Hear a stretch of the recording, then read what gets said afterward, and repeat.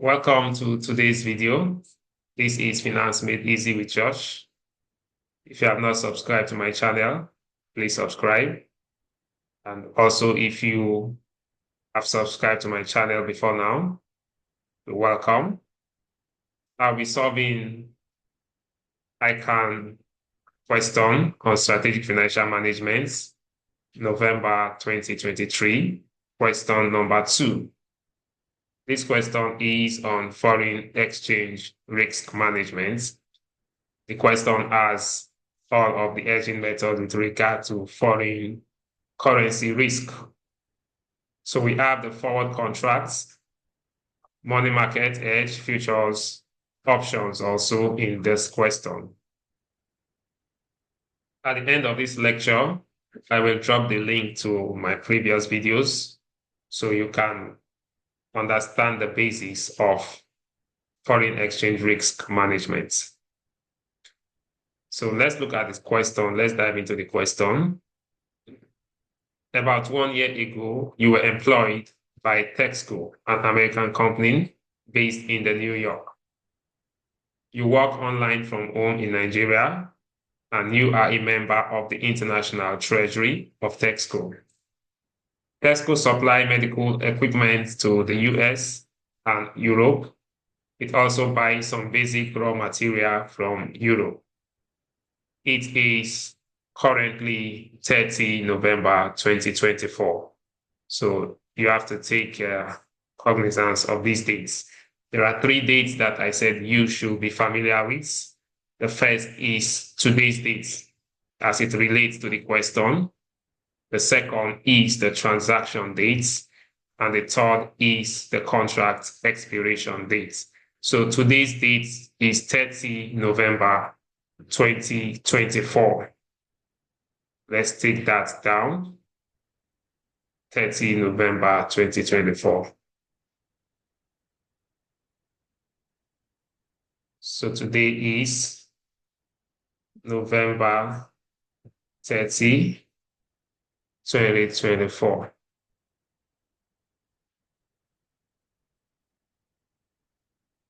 So let's go back to the question and see the remaining 2 dates. We have the transaction date and also the contract expiration.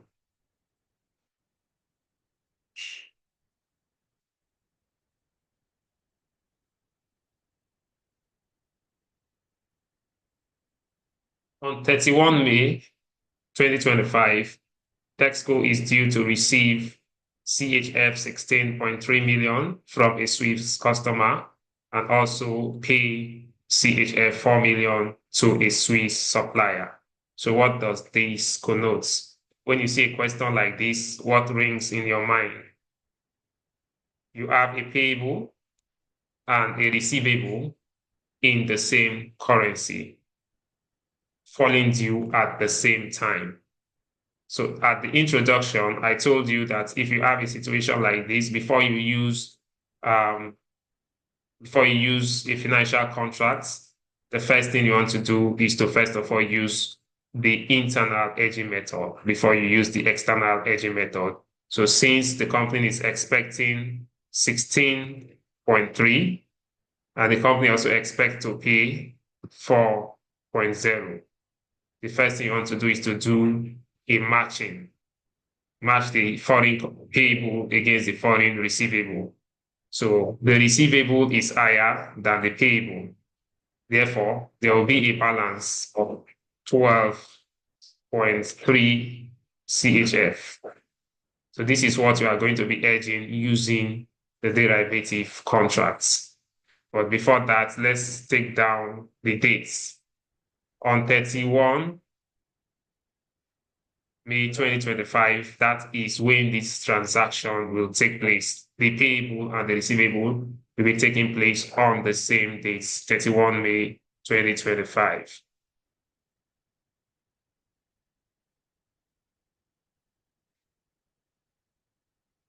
So let's take that date down here.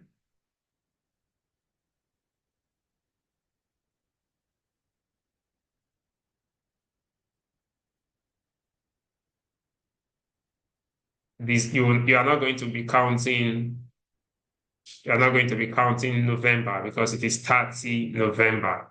So you want to start with December, which is 1 month, January, another 1 month, February, March, April, May. So that gives you how many months from the transaction date?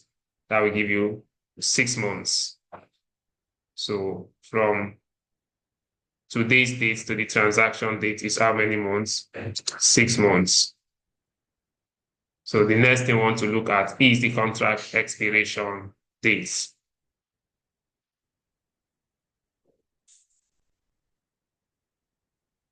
Exchange rates are quoted as follows. Spot rates 1.0292, 3 months forward rates 1.0322, 6 months forward rates 1.0356. Okay, so let's look at this information here relates to what? The forward contracts. This information here relates to what? The money market hedge, money markets.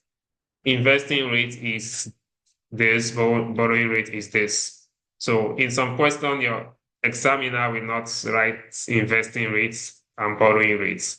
But if that is the case, the borrowing rate is always higher than the investing rates. So if that is the case, you just know that this should be the borrowing rates, while this should be the investing rates. So this information here relates to the futures, and the final information relates to what? The options. So let's look at the requirements before we go into the question proper. Advise TechSchool showing relevant calculation, which of the underlisted hedging strategy the company should adopt. So we have this, and this. So the net amount is a receivable. So therefore, you want to look at which of these contracts will give the company the highest receipts. If it is a payable, you want to look at the contract that will give the company the lowest payments. Okay, so let's look at this. They say notes. In case amount not hedged by the futures or option contracts will be hedged on the forward markets. So what does that mean? Your futures or your options, they are standardized amounts that could either lead to over hedging or under hedging. So if you under hedge, there will be an amount that will be left on hedge, and that amount is going to be hedged using a forward market. But if your examiner did not tell you that you should use a forward market when there is an unhedged amount, it definitely means that there is an exposure. So if you are not using a forward market, then that means you are going to use the spot rate to hedge against. So you are not hedging that amount, I'm sorry, you're going to use the spot rate on the transaction dates. Okay, so let's go back and dive into the question proper.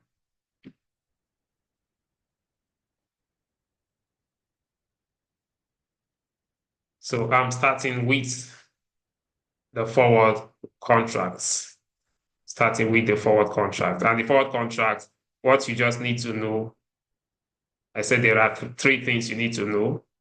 1, for forward contract, you need to know the selling or the buying rates. That's the first step. So you want to know whether the company is buying or selling, or whether the bank is buying or selling. So the second thing that you will do after you've known this is to convert the cash flows. That's the basic thing you need in the forward contract. But the very first thing now, we have the spot rates, we have 3 months forward, and we have 6 months forward. So are you using the 3 months forward, or are you using the 6 months forward contracts? Which of these will you be using? So from here, we said the transaction will take place in when? 6 months time. Therefore, you are using the 6 months forward. You are using the 6 months forward contracts. And what rates applies under the 6 month forward contracts? the rate that applies for 6 months forward is this amount. Okay, so what do you do? Is the company buying? Is the company selling? Which rate applies? Is this a direct quote or an indirect quote? So number one is for you to determine the quotation. If it is a direct quote or an indirect quote, then you now know the rate that the bank will sell and the rate that the bank will buy. So I have 1.0356. Sorry, let me take this out. 1.0356 to 1.0378. So this is the USD to the CHF. So this company is in which country? Texco is an American company. Is that correct? So since Texco is an American company, it means that Texco local currency is what? The USD. So this amount of the receivable or payable is always what? The foreign currency. So CHF is the foreign currency. Since your pricing currency, which is this currency, is in the local currency, then it is a direct quote. And for the direct quotes, the bank will buy at this rate and the bank will sell at this rate. Okay? So which rates will apply if this is the case? The direct quote, I said, is always seen as the normal thing. The indirect quotes, you look it as an abnormal situation if you have watched my previous video. So the normal thing is that if the bank is buying, the bank wants to buy at a lower rate. So that is the direct quote. Since the bank is buying, the bank will be buying at this rate, which is what? The lower rate, 1.0356. So that is the first step, 1.0356. So let me come here and start with the forward contracts.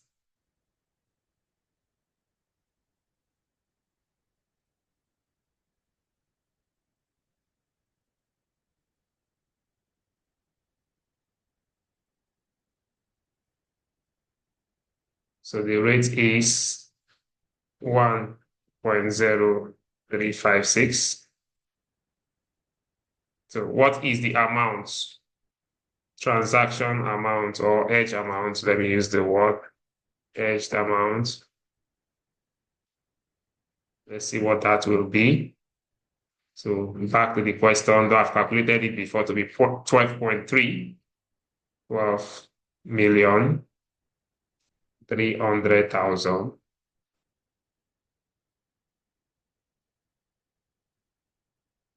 So 12,300,000. This is the hedged amount using the forward contracts. So let's look at the question again.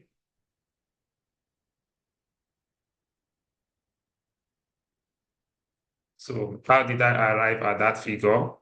16 million is a receivable. There's a payable of what? 4 million. So this will be deducted and the balance will be 12.3 million. So the first step is to determine the quotation. Is it a direct or an indirect? We've established that it is what? A direct quote. Okay. The next thing is to determine which rates will apply out of these two rates. And we've established that it is the first rate that will apply. So the final step is what? So there are three steps. The first step, again, is to determine the quotation. The second step, to determine the rates. And the final step is to convert. So for a direct quote, when you are converting, you do what? You multiply to convert. So let's do the conversion and see how much that will give us.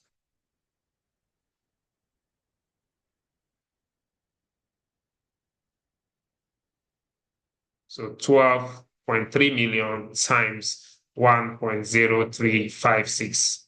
So this amount multiply by this amount. So this is the net receipts using the forward rates, using the forward contracts. So this is the net receipts. Let's go to the futures contract and see which will, if that will be better than this. I'm going to be solving the money market hedge. That will be the last that I'm going to be solving. The first thing you want to do is to make the decision whether the company will be buying or the company will be selling. So what is the transaction here? So let's look at the transaction. What is the transaction? So it is the transaction that will inform your decision. So the transaction is what's a receivable. Okay, so since it is a receivable, it means that the company will be selling the foreign currency. The company is receiving how much? 12.3 CHF.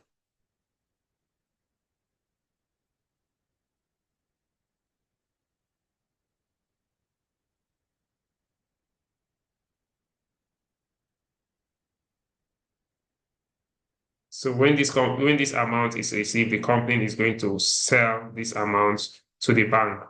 Therefore, the company should do what? Sell contracts in the CHF. But remember that if the contract is not in the CHF, if the contract currency is not in the CHF, if it is in the local currency, this decision will change to the company should do what? Buy contract in the USD. So let's go to the question and see if the contract is in the CHF. If it is not in the CHF, company may need to buy contract in the USD.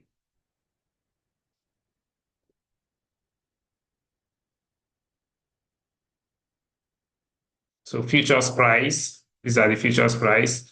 So now what is the contract currency? So the contract currency is this. Contract are quoted in what? CHF 125. So that is the contract currency. Okay. So let's go back to the question. We've seen that the company will need to buy the CHF. Now, how many contracts should the company buy? How many contracts? So that's the next step. Number of contracts.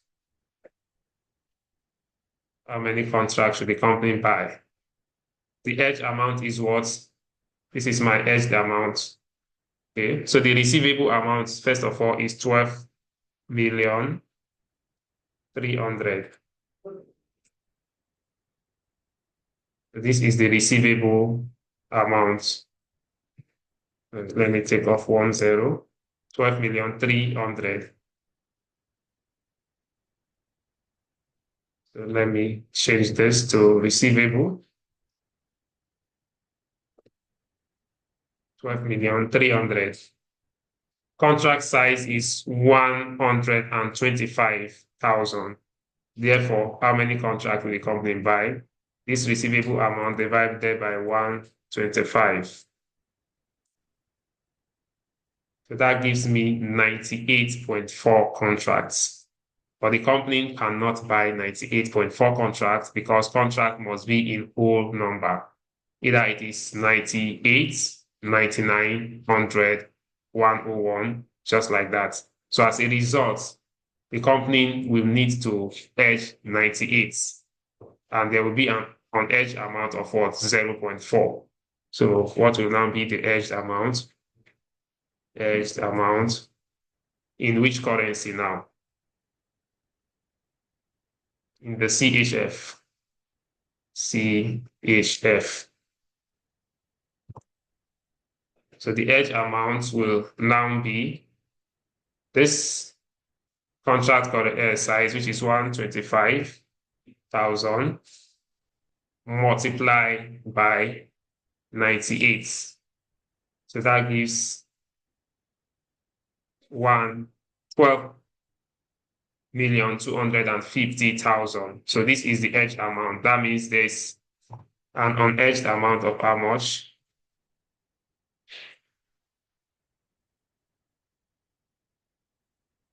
There's an unhedged amount of 12.3 is the receivable, but what the company can hedge is 12,250. So there's an unhedged amount of 50,000, which will be hedged using what? The forward contracts. So what is the next step? The first step is what? Your step one is the decision. And what was the decision? The decision is to do what? Decision is to sell. So this is the decision, is to sell contracts. The next thing is to determine what? The number of contracts. So at this point, in the previous example, I told you that there are two ways you can calculate the effective rates. Either you are using the profit or loss method or the lock-in rates. But for you to be able to use the profit or loss method, you will be given the closing spot rates. In this question, you are not given the closing spot rate, so you can only use the lock-in rates. Now, what is the formula for the lock-in rates? So lock-in rates.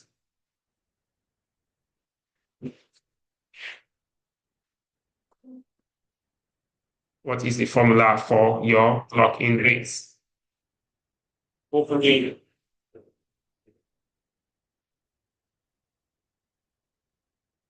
So what is the formula for your lock-in rates? Opening futures price minus unexpired basis.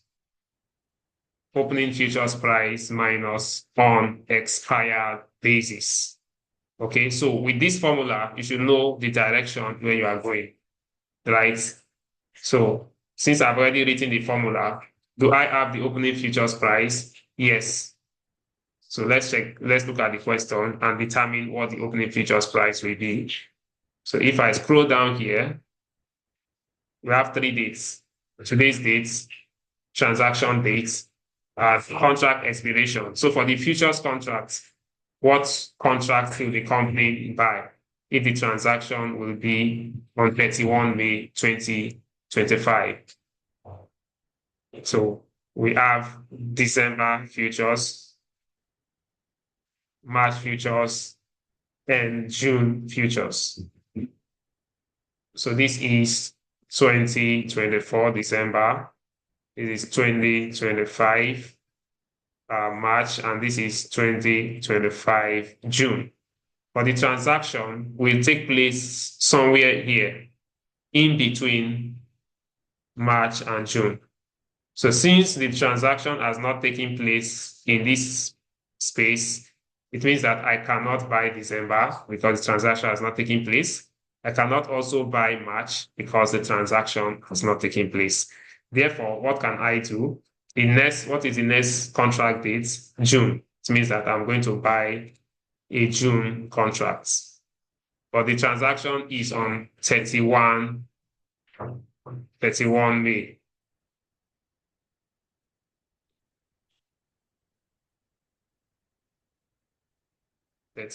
May. So it means that the transaction will be closed out before expiration. That means the contract cannot be held till what? 30 June. So this is 31 December, 31 March, and 30 June. The contract cannot be held till what? 30 June. So I need to close out before expiration. So that will give rise to what? Basis. Unexpired basis, rather. So, but now, what I'm looking for is what? The basis. Before we now know what the unexpired basis will be. So what is basis from the formula? Let's go back here. So what is your basis? This is my formula. Opening futures minus unexpired basis. So your basis is your opening futures price. So basis is opening futures price minus opening spot rate. So that is basis. So let's see what that will be from the question. So what is the opening futures price? So the company is buying a June future. So this is your opening futures price. What about the spot rates? So let's see what the opening spot rate is. This is the opening spot rate. So we have two rates here. We have two rates here. So which of these rates will be the opening spot rates? So you don't need to bother yourself. When we did the forward contract, we've established that the first rate is what is going to apply. Okay, so for the spot rate, I'm just going to pick the first rate here. That's going to apply. But if you want to use the principle, it's still the same principle you use to determine the forward contracts that you still use to determine the futures contracts. So the opening spot rate is 1.0292. So opening futures price. So let me first take the opening spot rates, 1.0292. Okay. So opening spot rates.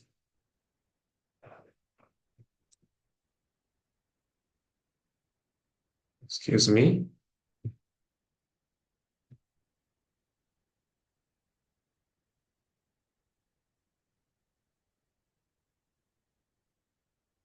$1.0292. Opening futures price. What is that? Picking a June futures. So opening futures price is 1.0369.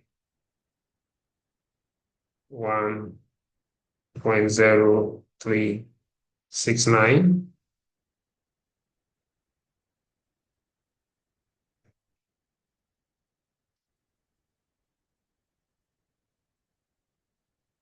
Zero 292.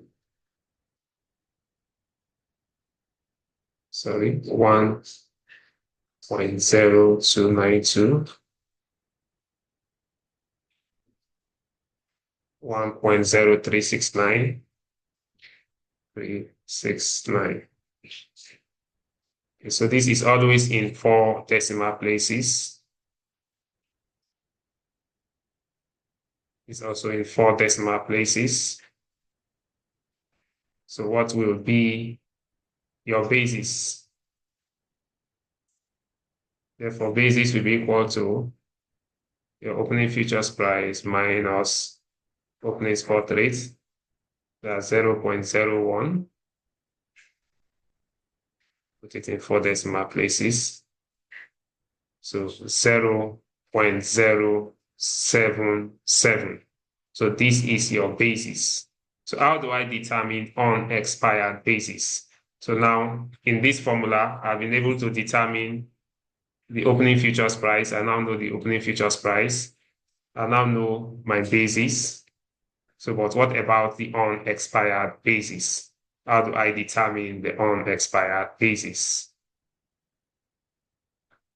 So back to these 3 dates that I told you about as what will help you in the determination of the unexpired basis. So the contract expiration is when 30 June, because the June contract was selected. So 30 June 2025.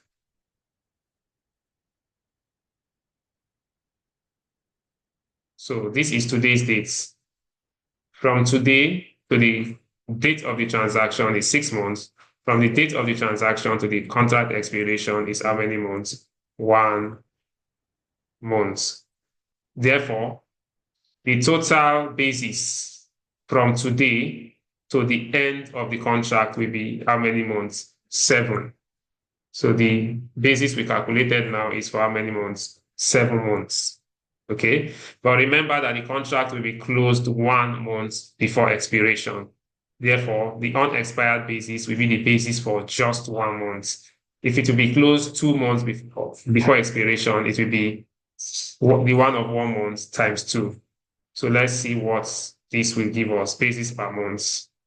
So basis per month will now be equal to this amount divided by 7. So this is your basis per month in 4 decimal places. So the number of months left is 1. So it will be 1 times the basis per month. Sorry, equal 1 multiplied by the basis per month. So it will still give you the same figure here. It is 1.011. So with this, I can now calculate the lock-in rates. Okay. Therefore,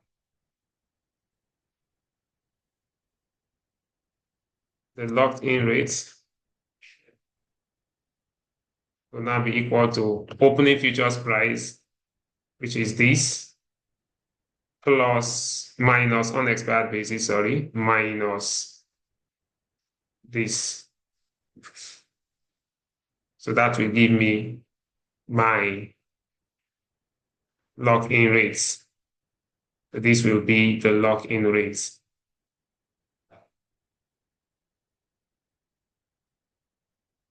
So the lock-in rate will be the opening futures price minus unexpired basis, which is this is your opening futures price minus the unexpired basis of this amount. So this will be your lock-in rate.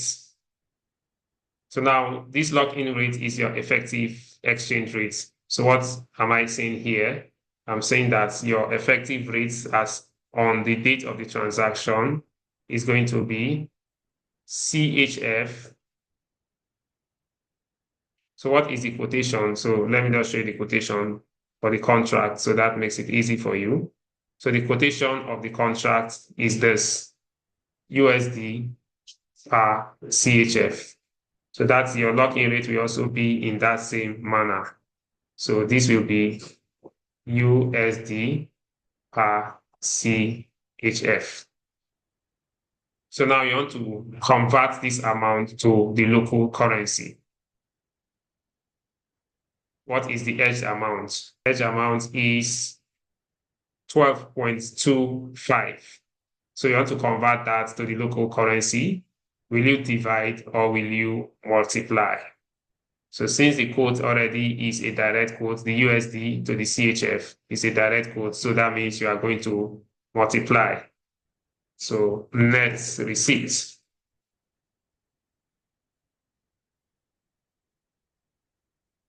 So what will be your net receipt here? It will be this, the hedge amount, which is this, multiplied by the lock-in rates. So this will be the net receivable. So this is based on the secondary contracts.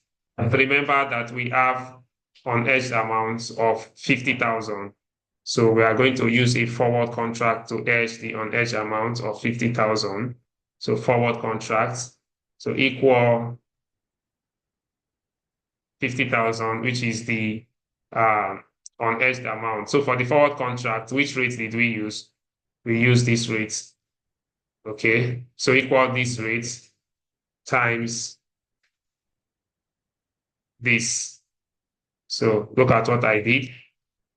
The rate for the forward contract, 1.0356 times the unhedged amount that we are hedging using the forward contract. So that gives us 51,780. So in total, what will this be in total?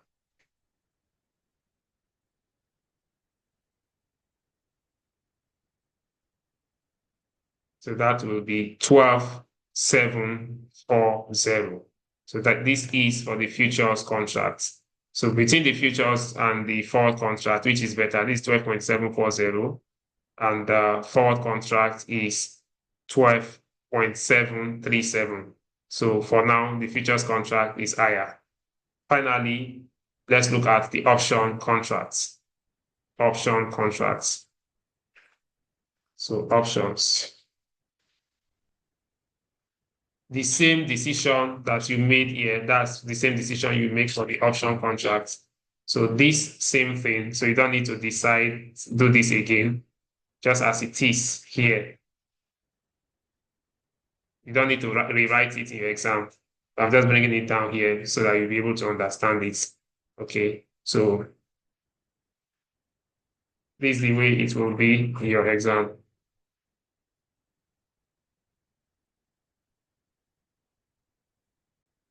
So this is the option contract. For the option contract, it's the same thing you did for the futures contract at the beginning. That's what you are still going to do here.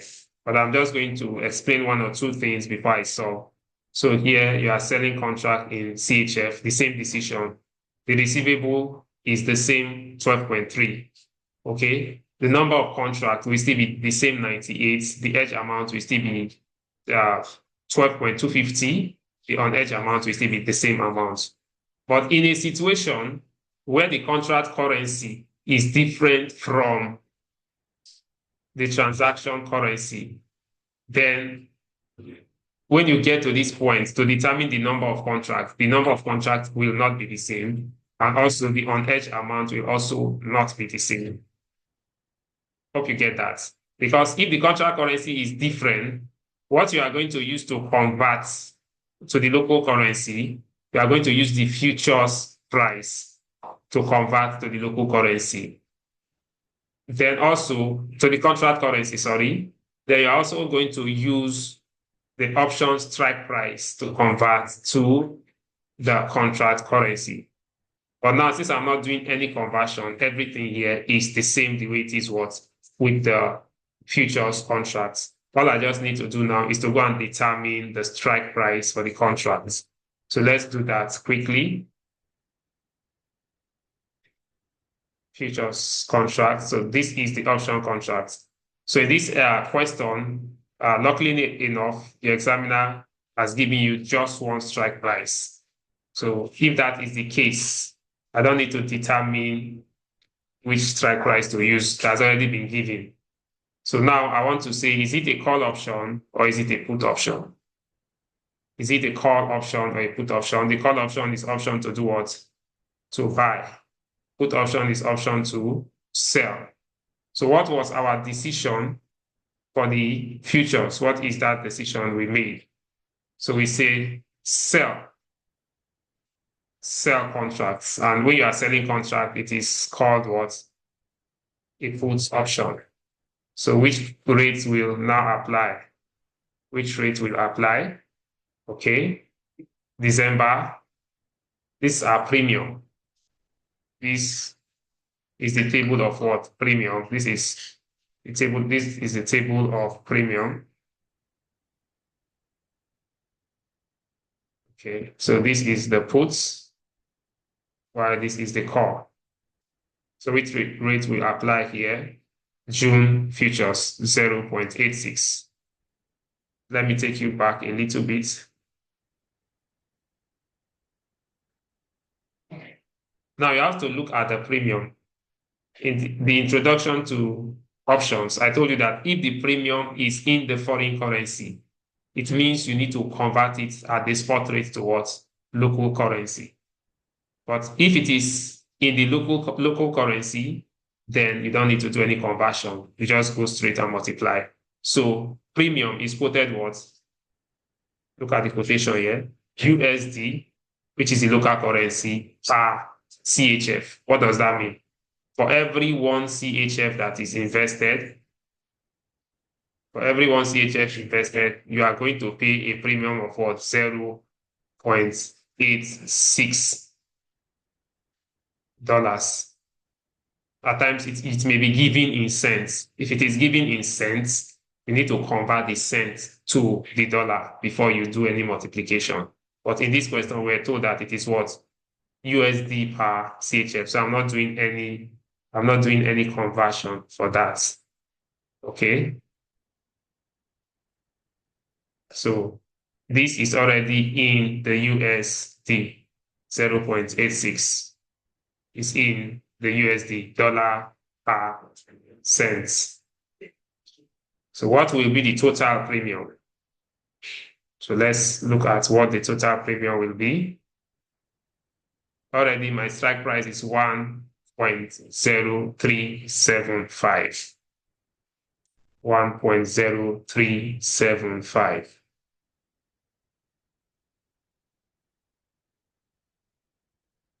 Strike price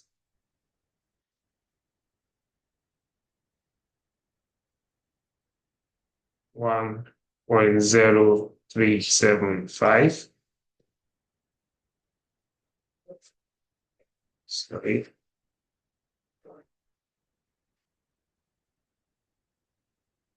$1.0375. So 4 decimal places.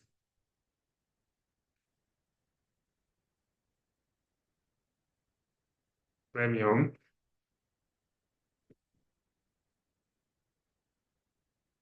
0.86.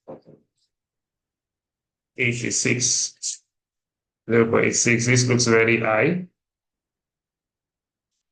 0.86. I hope there is no error in the question. Let me go back.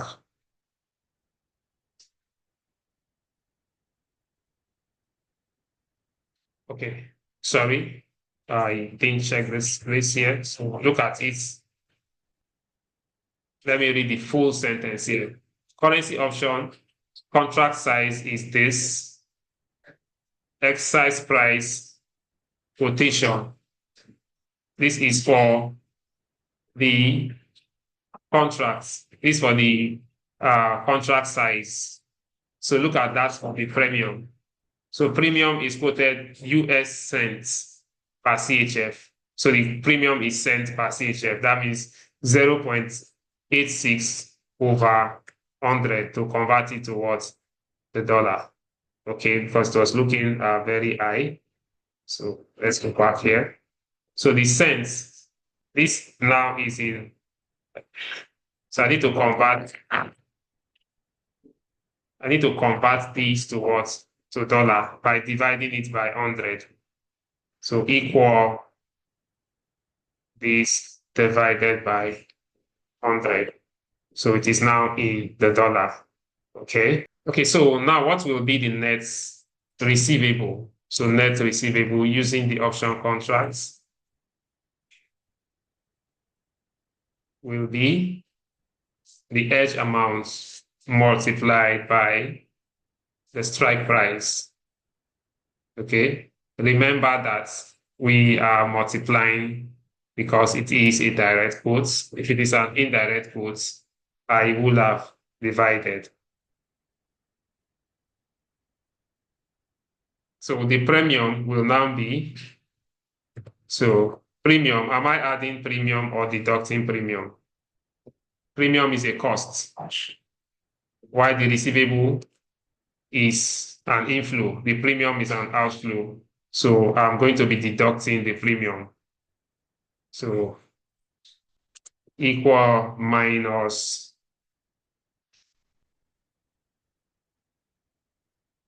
premium. So the premium, remember, you are not multiplying it against the receivable. You are multiplying it against the hedged amount. Okay, times hedged amount, which is this. So this is the total premium. Remember that there's an unhedged amount of 50,000 that we now use the forward contract to hedge. So forward contracts, the same way we did it for. So it's the same thing that we apply here. So this is the net receivable using the option contracts. Net receivable.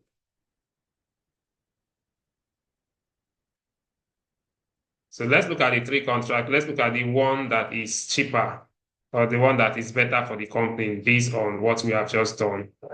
Okay. So for the forward contracts, so for forward contract, I have this.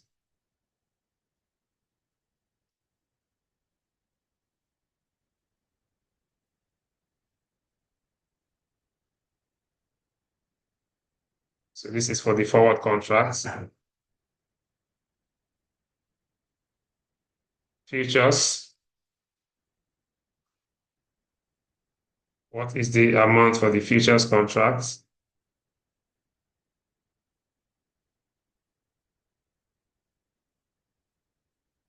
This is for the futures contracts, while the option is the net receivable for options.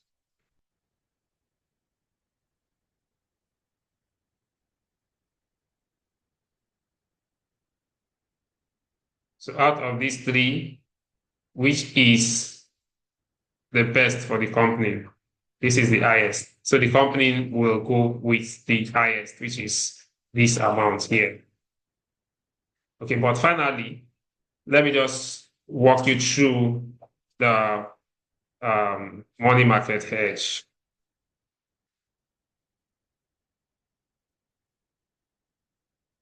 So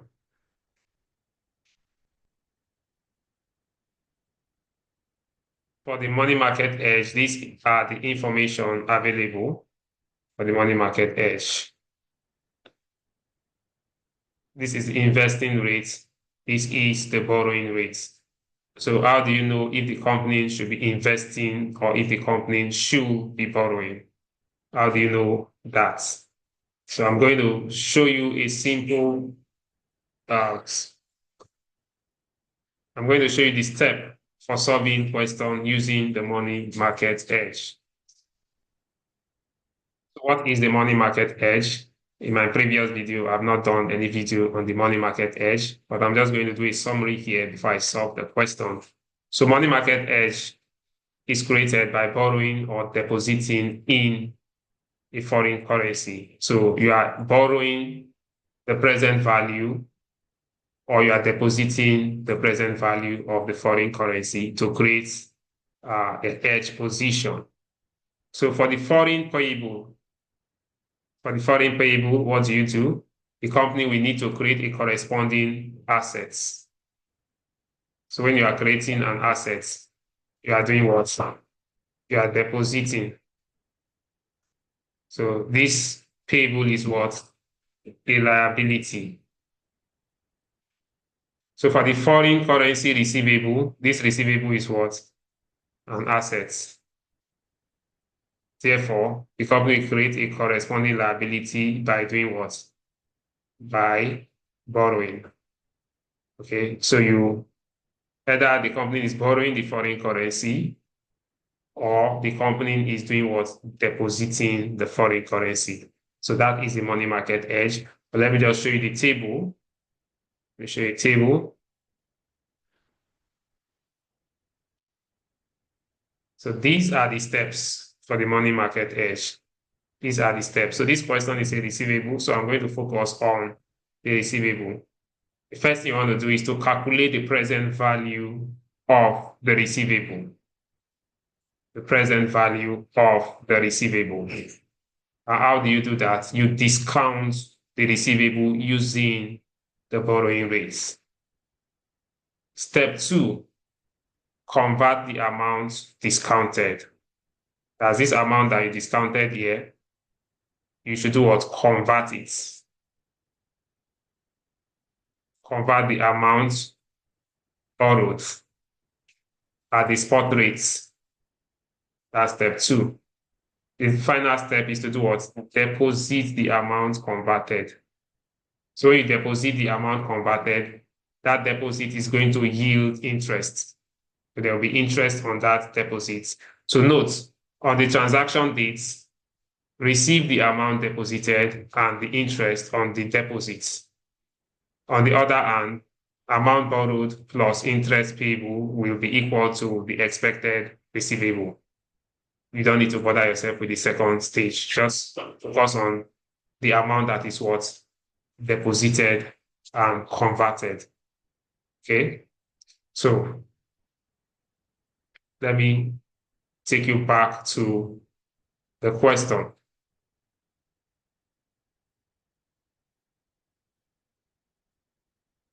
Okay, so in this question, this is the investing rate, and this is the borrowing rate.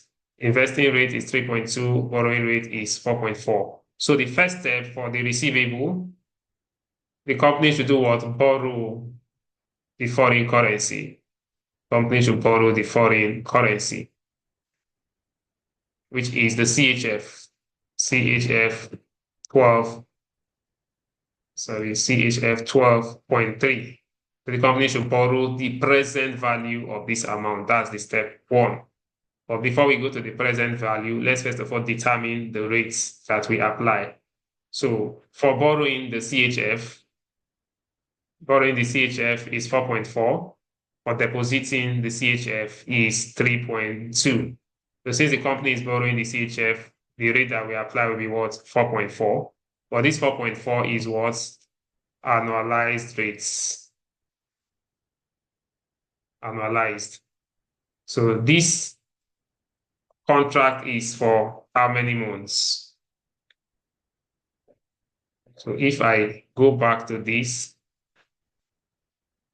from today to the transaction date is how many months? From today to the transaction date is 6 months, which is this year, 6 months. So the amount to be borrowed will be for 6 months. Okay, so let me go back to the solution for the money market hedge. So money markets, create a space here.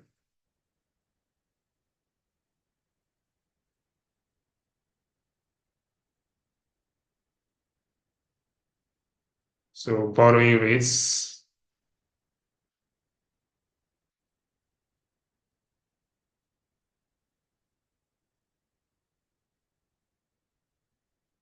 is 4.4 per annum. So this is the annualized rates, okay? 4.4, but this will be for 6 months. So it will now be times 6 over 12. 6 divided by 12. If it is for 3 months, it will be 3 over 12. If it is for 2 months, it will be 2 over 12. So times 6 over 12. So that will give us 2.2. So now what will now be the present value of the amount to be borrowed? Present value of the receivable. That's what I want to borrow. And the receivable is 12.3.